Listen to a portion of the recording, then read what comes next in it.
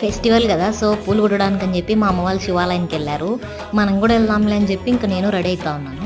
బయటేమో ఎండ మామూలుగా లేదు, సో కొంచెం జ్యూస్ అన్న తాగెళ్దామని చెప్పి మాజా ఉంటే ఇంట్లో తాగుతున్నాను. మీకు కూడా చీర్స్.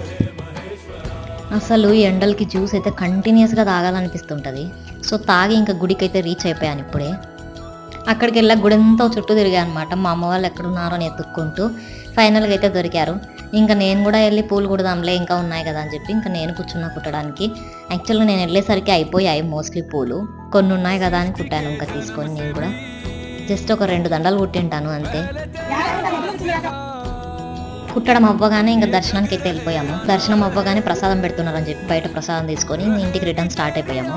మొత్తం నడుచుకుంటూ వెళ్ళేసరికి ఫుల్గా అలసిపోయాము. ఇంటికి వెళ్ళాక ఇంకా వాటర్ మెలన్ ఉంది కదా ఎలాగో అని చెప్పి తిందామని చెప్పి కట్ చేసుకుంటున్నాను. వాటర్ మెలన్ కట్ చేసుకున్నాక నేను ఉప్పు ఖచ్చితంగా వేసుకుంటాను, ఉప్పు ఉంటే కొంచెం టేస్ట్ ఉంటుంది అని చెప్పి ఇంకా వేసుకొని టీవీ చూసుకుంటూ తినేసాను.